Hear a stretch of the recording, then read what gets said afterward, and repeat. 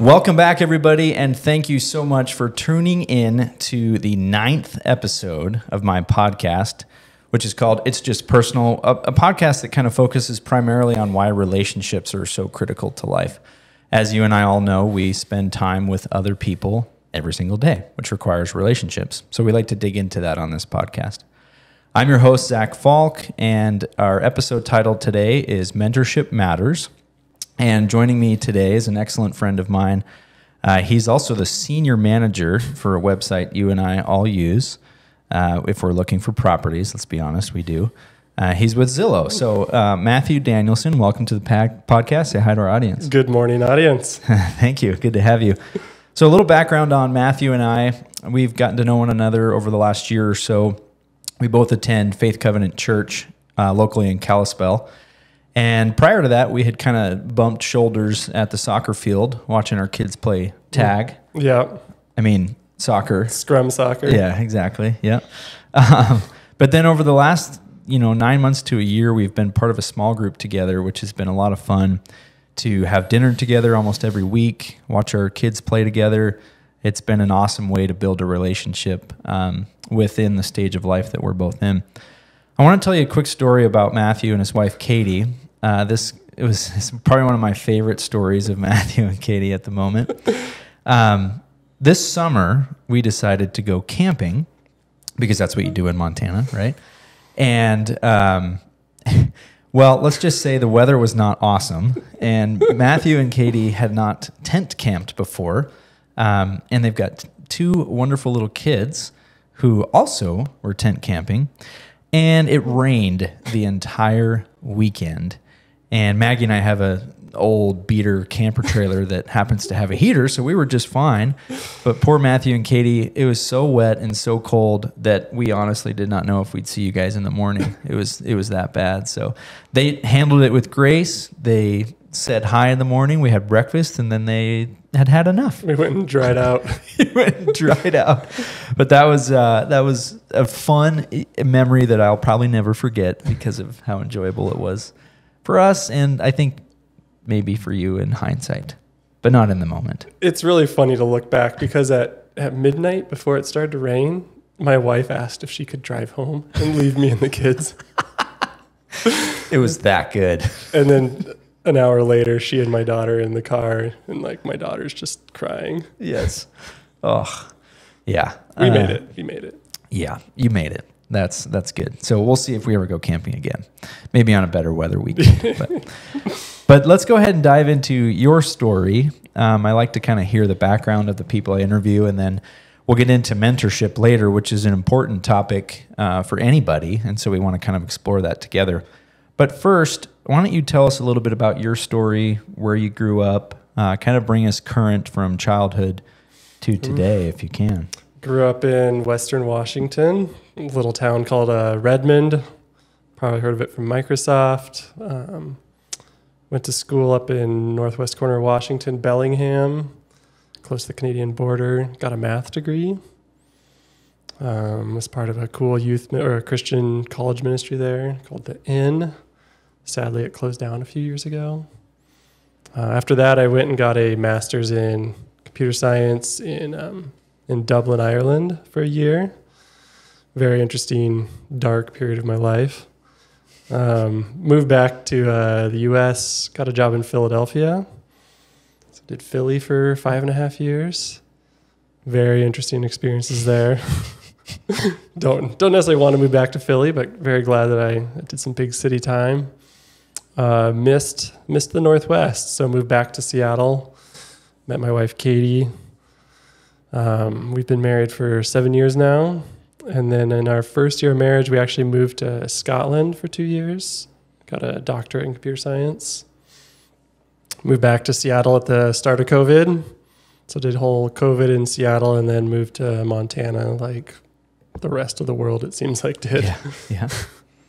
So we're transplants, but I'm very glad to be here and try and be part of the existing culture rather than change it. Totally. You guys do a great job of that. You're the kind of people that Montanans want here because you were, without being rude, you were escaping. Yeah, I remember that first summer we just jumped in. I was coaching at the time it was 3-year-old soccer, and one of the parents was just trashing on transplants in front of me, and I'm just like, I'm coaching your kid and you're not. I call the shots today. Yeah. That's awesome. Anyways. So you spent quite a bit of time abroad then. So a couple years in Scotland, a year in Ireland. So what, 3-4 years? I guess it'd be 3 years. Okay. Very cool. What was you mentioned a dark time. We don't have to dig into that, but what was the greatest takeaway that you took from being overseas that benefits you today? Be a part of a community that shares your beliefs. That's what I would say. It's pretty easy if you're not to stray away from your own beliefs. Yeah. When you're in the wrong community. Pressure to fit in. Totally. Yeah. Yeah, absolutely. Okay, I think you and I have talked a little bit about this, but weren't you involved in kind of some pretty cool boys clubs when you were in Philly? Yeah, students run Philly style. Great organization. Going into the elementary, middle, high schools, basically like cross country for city kids. Mm-hmm. We would train kids to run the Philadelphia Marathon, the half marathon, or the 10K that's in November. So we would start in March, going into schools, forming running clubs. I was part of a running club associated with an after-school program for kids. So we would meet at 6 o'clock at night, take the kids, go run for an hour, exercise, teach them healthy habits. We met, so from March to November. And so in November, the older kids, we would run the marathon with them. Super hard, but also very rewarding for these kids to accomplish something. And a lot of them didn't have dads. A lot of them maybe had the same mom, different dad, or maybe mom was in prison and dad was around. So just a lot of broken families. But they really looked forward to coming. So we watched kids lose weight. We watched kids get fit. And some of them made it, some of them didn't. Right. So it's kind of like taking I like that form of ministry, if you will. Yeah. Using an activity that is enjoyable for kids to also build a relationship with them. Yeah. And see them succeed. Because I think I remember you saying that a lot of them, like, did some not even have the right shoes or stuff like that? Yeah. Like you guys went all out to help them. Yeah. Like, what are you? And in fact, if they showed up for 3 practices, they got a new pair of shoes. Nice. And they got a t-shirt and they got a shorts because a lot of these kids didn't have anything. Right. So it's cool to see when all the clubs would get together, there's like a couple, like 10,000 kids. Wow. Which is just cool all over the city. And so each team had maybe 20, 30 kids. And a couple times we took them to events out in the countryside. So we're running on like a golf course. They'd never been out of the city. Or we took some kids to the ocean. And on the way back, they're like, Coach Matt, Coach Jim, that was so cool. We don't know how to swim. I'm like, oh my gosh, we could have lost a kid. So good experiences. Glad to know that after the fact when everybody's safe, right? What were you guys thinking? That's great. Nice. Good deal. I think that's a great just opportunity to serve within your abilities. How many marathons have you ran total? Do you know? I've ran one. I ran and walked the first one. But I ran the second one. Nice. Okay. Well, that's 2 more than I have even attempted. So very nice. Good deal. Okay. So you're a computer science whiz from the sound of it. I should be calling you Dr. Danielson. You should, Doctor, yeah. Yeah, Doctor. So we're going to kind of get into some of your work history. I'm guessing that you're using that degree on a daily basis in the type of things that you do for Zillow. Is that mostly correct? I mean, before I became a manager, but now I just learn about people. Right. But I was hired to use computer science at Zillow, try and personalize the website for people. Nice. Look at what homes you're looking at and try and recommend better homes, figure out who you are. Mm-hmm. Using AI. Yeah, artificial intelligence. Nobody knows what AI actually means, so thanks for defining that. Whew. I sure didn't.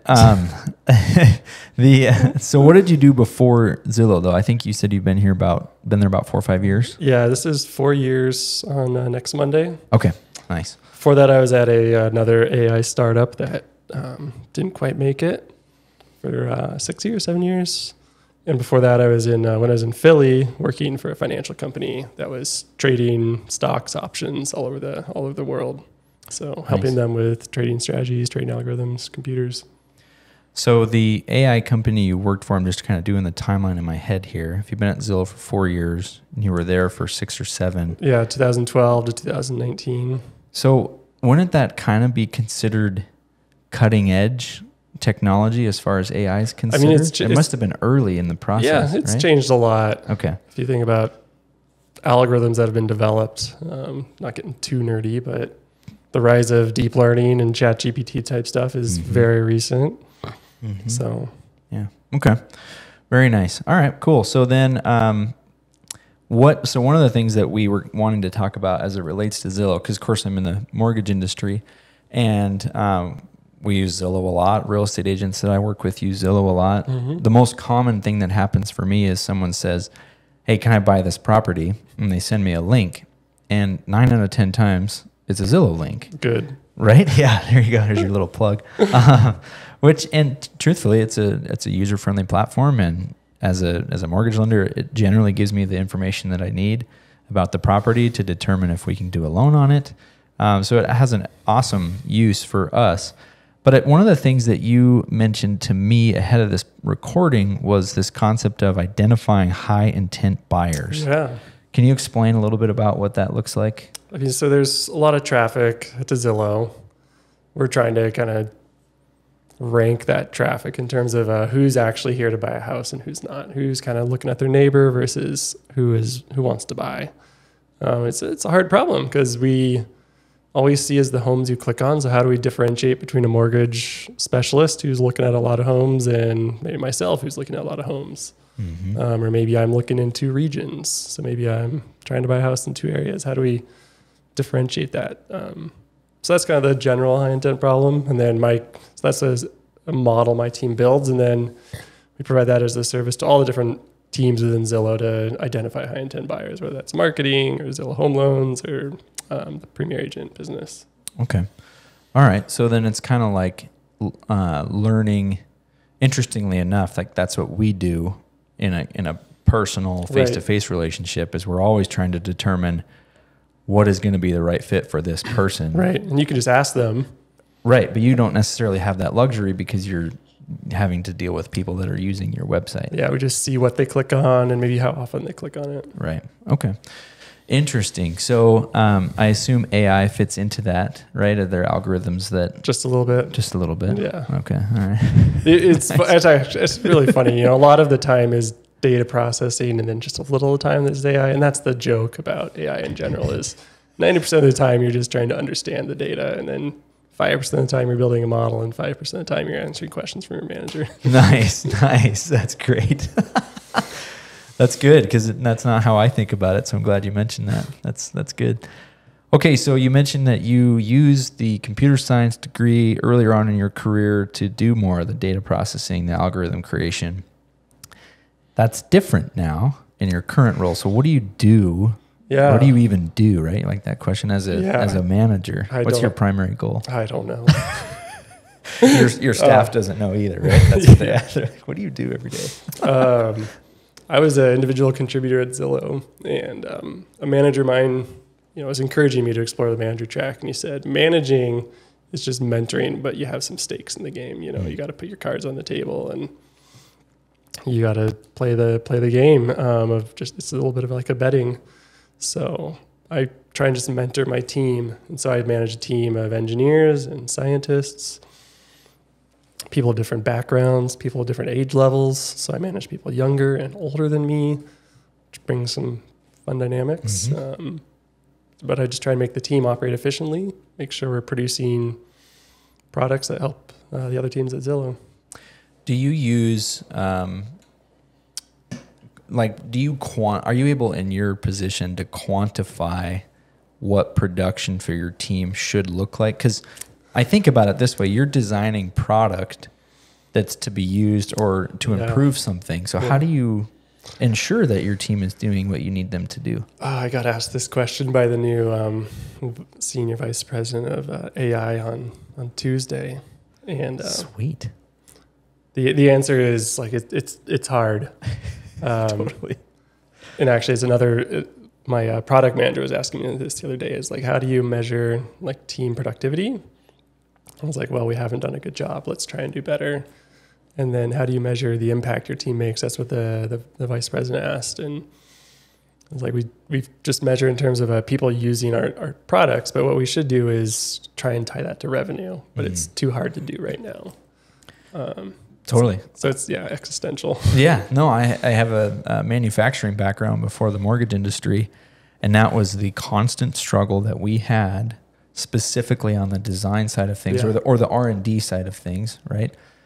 You can quantify the number of hours it takes to build something, or the number of hours it takes even to design something, as long as you have the specific parameters of what is to be designed. Yeah. But when you're doing full-on cutting edge, how do we make this better for everybody?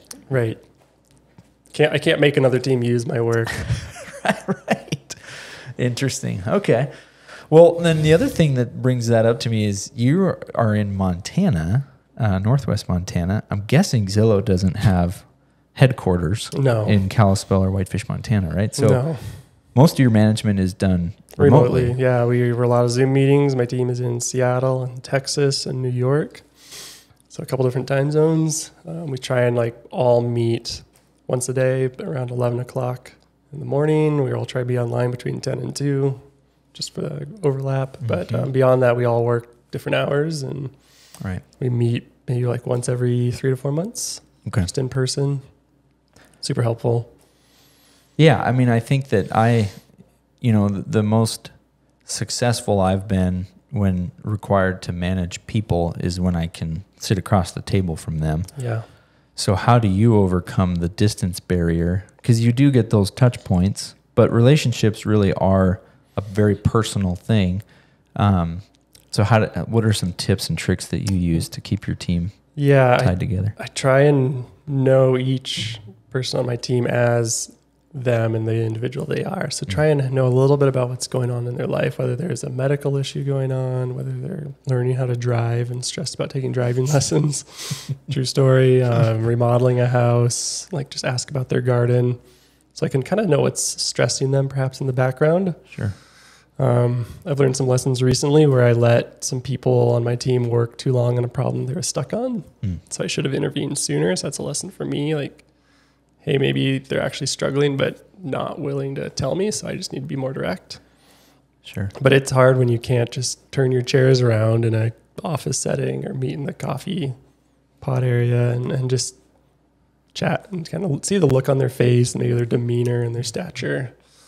Totally. Yeah, I think I'm glad you mentioned personal experiences. Something I was taught at a young age was that trust is built on shared experiences. And shared experiences happen most of the time. I mean, it can happen in a work setting. Maybe you're dealing with a problem and you go through that together. But a lot of shared experiences are what you said. They're in the lunchroom or they're whatnot. So the fact that you're taking time to learn them as people makes sense. I'm guessing it allows them to trust you a little bit more as their manager. I certainly hope so. We'll be on Zoom calls though with the entire team, and I'll ask a question and I get 60 seconds of silence. So I got to channel Zach and be okay with the awkwardness of like, I'm just waiting. Yes. I can wait you out. Yes. To Matthew's point, I lead a couple of discussion groups here and there, and I always start them by saying, there's probably gonna be awkward silence, and I'm okay with that. And everyone freaks out. They're like, "Oh my gosh!" I have to sit there and just not do anything. I'm like, no, you have to contribute to the conversation. So annoying. It's a lot of fun. But okay, cool. That's a great overview of kind of what you do, how you use relationships in your work life, which is of course what we all do. So let's take a break from kind of the work environment. We'll hit mentorship here in a moment. But I like to also just talk to people on kind of a personal level. What do you like to do in Montana? You mentioned that you wanted to be here. You've been in other places, and Northwest was calling you. Yeah. So what about it keeps you here? We like living in a place with mountains in the skyline. Nice. So we missed that as a family when we lived in Scotland. I missed that when I lived on the East Coast. Mm-hmm. So we love skiing in the winter. My daughter keeps asking, has it snowed yet? Nice. Now it's September, so hopefully soon. I think I saw some snow this morning. A little dusting on the top of the mountains, but exciting. Not skiable. Yeah. Just hopeful. Yeah. My wife and I, we love to backpack. So tent camping is in our background just now with kids. So we, eventually want to get back into that. We love just being outdoors, going to parks, working in our garden. I think our garden takes too much time, but yeah, but you're a green thumb now. Like you got it. You got that thing going. I'm feeding the deer. That's what I'm doing this year. That's great. Yeah. I've personally benefited though from some of what you've grown. So yeah. Your boys love the berries. Yes. When they were over on Monday, they're like, can we go pick raspberries? And I'm like, oh, it's like 6 weeks too late. But sure. Yeah, give it a shot. We can go look. Nice. Yeah. That's cool. How just for everybody, how old are your kiddos? We have a 5-year-old daughter and a 3-year-old son. Nice. Very cool. Yeah, that's a lot of fun for us because we have 6, 4, and 2. Right. So we've got 2 through 6 covered between the two of us. They're fun. They're fun together. Yeah, lots of fun. But good. Okay. That kind of leads me into something that's going to lead us into something else, which is one of the things that I immediately appreciated about you and Katie early on in our relationship was, I think you know what I mean when I say this, you can kind of tell when somebody's a committed parent, kind of based on how they live their life or the decisions that they make or the priorities that they set. And I believe that you and Katie are very committed parents.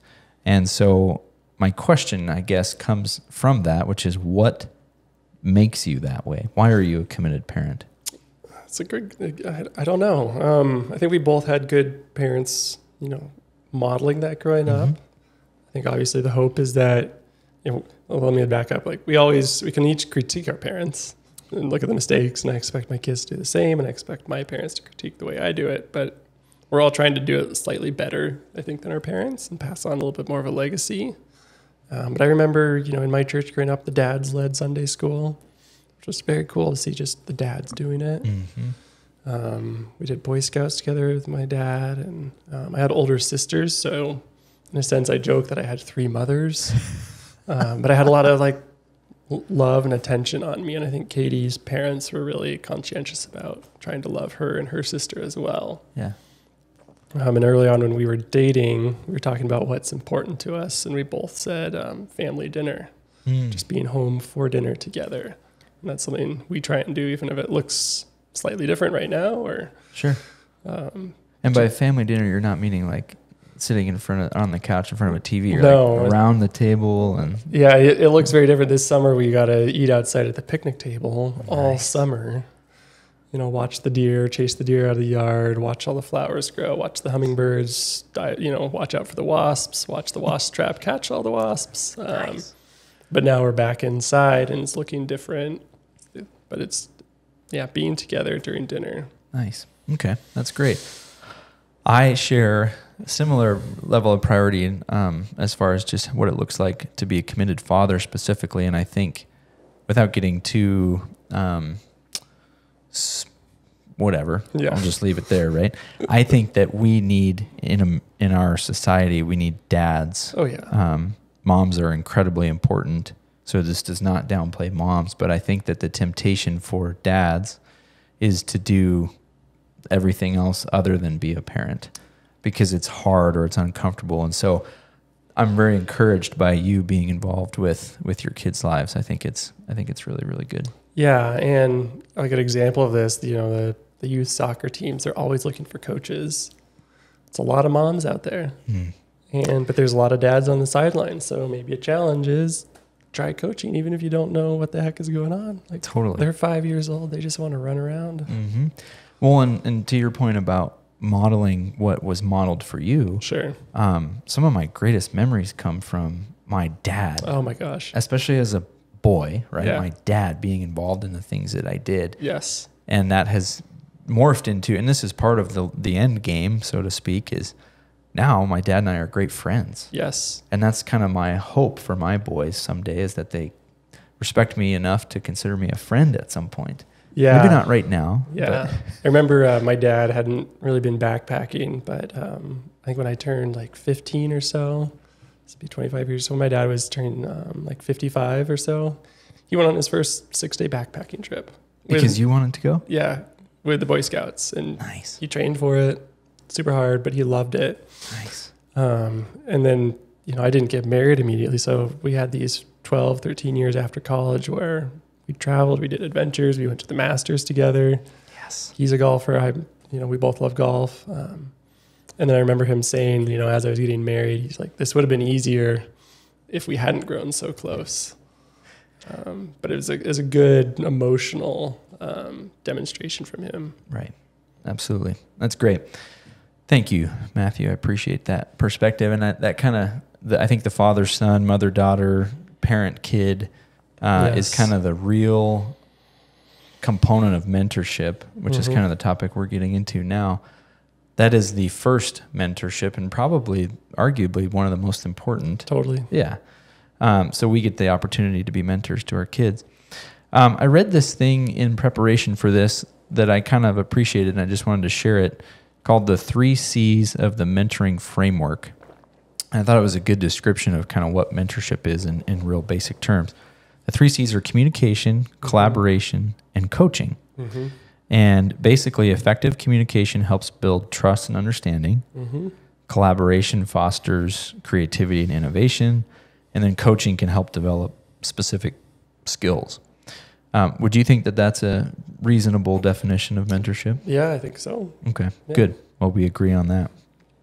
So how have mentors played a role for you? We talked about your dad a little bit. Mm-hmm. Have you had other mentors that were not your parents that played an important role in your life? Definitely, especially like at the business setting. When I think of some of the people I've worked with, Dr. Ollie Downs was a great mentor at the startup I was at for 7 years, encouraging me to go get this doctorate degree, kind of coaching me on the AI side and realizing I had these skills and setting a challenge for me. We used to joke that you put him in a meeting to brainstorm product ideas, he would just string words together and tell you to go build it. Nice. He didn't really know what he was saying, but he had these great ideas, and it's kind of the fun joke there. So he definitely would coach me and challenge me on my job side, my job skills. Another manager, Luca, at the same company, he really mentored me in terms of work-life balance. Uh-huh. So he would turn his laptop off at 4:30, 5 o'clock and say, going home, going to be with the kids, going to go to soccer practice, going to go to pick them up, whatever. So he really prioritized his family after work, but at work, he really prioritized his work. So that was a good thing to learn. I think I'm still relearning that every day, every week. Even when I was doing the Students Run Philly style, we had a coach who was with kids in high school and college. And it was cool to see him mentoring these young boys and still having a family at home that he was also mentoring. Mm-hmm. So he had a lot of love to give. Nice. So those are all good examples, and the work-life balance that you mentioned fits right into what we were talking about before. It's kind of necessary in order to be a committed father in the modern world, in my opinion. Exactly. I was actually even just talking to my manager this morning. He asked if we could move a meeting tomorrow, and I was like, hey, how about 9 a.m.? He's like, oh, I got to take my kids to school. Nice. It's like, yes, I'm glad you have that on your calendar. Yes, that's good. Yeah, sometimes and I think as men, it's really tempting. This fits into why I think fathers are so important, is we find validation through work because we're so easy doing cool stuff. Yeah. We're it's important. Managing people, that's kind of a big deal, right? Yeah. But so anyway, we have to flip the script in our mind sometimes, go, yeah, that's super important. And yeah, that's a skill that I've been given that I can utilize, but it's not everything. Yeah, it's not. And that's where it gets really tricky. And because I face that temptation. And it's hard when my wife reminds me of that. It's so true, but I wish she'd just, maybe someone else could tell me. I'll help with that. Humble pie. Humble pie. It's so good when I do realize that. It just hurts. Yes. But it's the truth. The truth hurts sometimes. Yeah. But, so there are all sorts of aspects of life too that we deal in. We've been talking about work, personal. There's our faith, our commitment as a Christian to following the precepts of our Lord and our Savior. So in which category of life do you think mentorship is the most important? It's important in all of them, but which one is the most important? I mean, I think is important in your own family, but I think also in the church, especially as we think as our church right now missing a youth pastor, and the call for help in the youth ministry, especially next Wednesday. So it's cool to see how the church is trying to solve that as a community, and how people can help with that. But if we even think about dads in the church, let's be there. Let's show that this is the right way. Yeah, I think that's great. And if anybody from Faith Covenant is watching or listening to this podcast, Matthew has fully volunteered all of his time for the youth program at Faith Covenant Church. So just give him a call. He's ready. And Zach volunteered to be my assistant. So we got, I guess each month, different shepherding groups are going to help out. Nice. And so we got an email from Jason Davis to help out. Nice. And I'm actually coaching soccer next Wednesday, so I can't. Man. But we're going to try and help out Priorities. with food. We're going to help out with food. I'm just kidding. I know it. Guilt. Just kidding. No, that's good. I agree. I think that the church holds a fundamental role in our ability to mentor other, because we're being mentored there. I think is an important component. So I would argue that that's probably the most important arena of life where mentorship matters. And you see that from the way that's structured. Pastors, elders, deacons, there's a lot of flow of mentorship, whether we call it that or not. That's kind of what's taking place. Yeah, and it's so good for our kids to see other families and other parents. It's really sweet when we see, Miss Maggie giving Callum and Isla a hug, or the other week Noah just jumped in my arms for a hug. Nice. So that these kids can have their parents for primary source of love, but also know that Zach and Maggie and Jessica and Jess are also loving parents, and all the other parents in the home group. Totally. These are safe people in your life. Yep. And then we end up kind of teaming up together too, which is the benefit as a parent, is sometimes you do need help. And yes. We're not on islands. We live in the real world. And then we can help mentor each other's kids. Yeah. And it's just this cool circle of goodness. So if you're listening, you can always drop your kids off in Zach. To be honest, that is true, because Maggie she's awesome. She'd be like, a lot of love. Bring them in. Let's have some fun with other kids. So we've been talking, I like to look at the other side of things. We've been talking about all the good reasons for mentorship. Can mentorship be misused? And have you ever been the recipient of what I would call poor mentorship? So the answer is mentorship can be misused, not reused, misused. I've had people that lacked qualities that were trying to mentor me, or maybe tried to mentor me too directly. I think as a mentor, you need to allow the person you're mentoring to try and fail. So maybe don't micromanage so much, but also call out areas of improvement that you need to hear.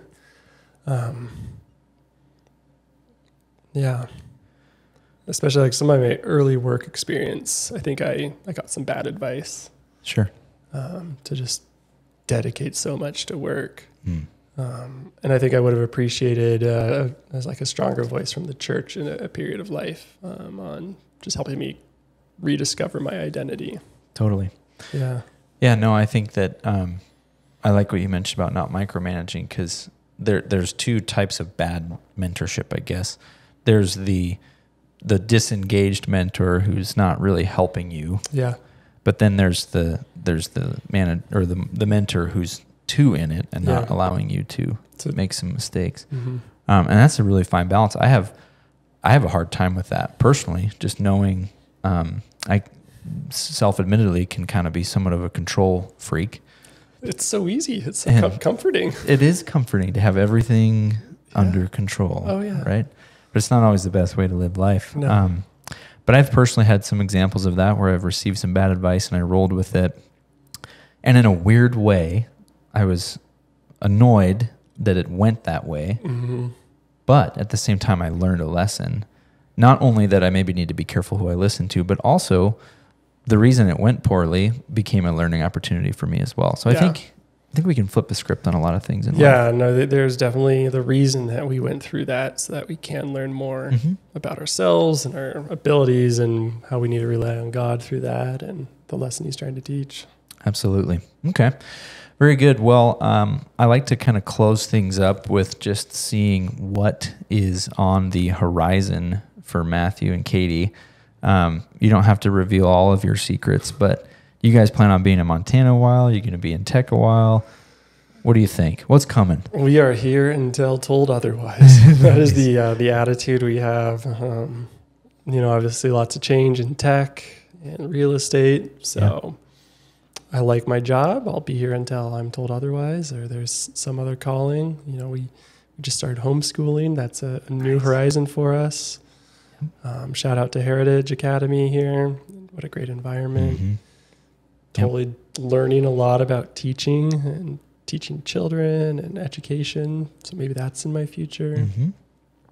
Maybe a career change. I don't know. Yeah. But we like Northwest Montana. We like the neighborhood. Nice. So until told otherwise, we want to be here and keep being part of the community. Nice. Awesome. That's great. Well, in summation, I think this is a great discussion on mentorship, and I hope that it benefits someone out there. I think my encouragement in closing would be, if you need a mentor, the first step is to ask for one. And I think that's some of the hardest, especially as a guy, you've got some pride you're dealing with. It can be hard to ask for help or say, I need advice from somebody, because we like to figure things out on our own. So that would be my encouragement is seek help. It's out there. Seek good help. And then if you're in a position to be a mentor, don't say no. I mean, you have to be careful with how much you've got going on in your life, but be open to the idea of helping someone if they ask you. So that's kind of my encouraging parting thoughts. What do you think? I have actually want to back up and ask you the same question you just asked me. Yeah. What's on your horizon for you and Maggie and Desmond, Sebastian, Elias? Just flip the script on me. You're not allowed to ask any questions. You have to edit this back before you're closing. No. What's on the horizon? Well, we have become more and more involved in Faith Covenant, and I foresee that continuing. I'm enjoying being more involved in the church I grew up in and serving within it. We're both heavily involved in BSF and Bible Study Fellowship, which meets here locally. I expect that to continue. We'll see. We're homeschooling as well. I have no intentions of leaving the mortgage industry, even though it's strange right now. I describe it to people as it was the missing puzzle piece that I was looking for when I was trying to figure out what I wanted to do with my life from a career perspective. So I think mortgages will stick around. I think Maggie and I were talking last night about how we just want to make sure that we have our lives structured to where we can be ready and able to be heavily involved in our kids' lives. Cool. However that looks. And sometimes you just don't know, and you trust the Lord that whatever's coming down the pike is for a reason, and kind of got to figure it out. Yeah. And then the last question for you. So you definitely, if your people are seeking mentorship, ask, but where do you think people should ask? Good question. I think that I don't think it makes a lot of sense for someone to ask a random person on the street to mentor them, right? There should be some strategy involved. I think that we all innately have this ability to read a person that you know marginally well, and you begin to develop whether you can trust that person. Sure. So ultimately, we should seek mentorship within the church as a Christian. And then there are just lots of opportunities to build a relationship of trust, and then maybe you get to where you're comfortable to say, hey, I actually do need some help. Yeah. Would you be willing to help me? But I think it begins with a little bit of a relationship before you get to that stage. Would you agree? I think so. Yeah. Yeah, I think the church is a good place to start. Yeah, absolutely. But that's it. Parting thoughts. Anything else? No, it's been cool. Okay. It's good to see you. Good to be here. You bet. Thanks for coming. I appreciate you guys all watching. If you know anybody who would like to be on a podcast, feel free to reach out to me. I love talking to people, and we will avoid the awkward silence just for you. Have a great day, guys. See ya. Bye.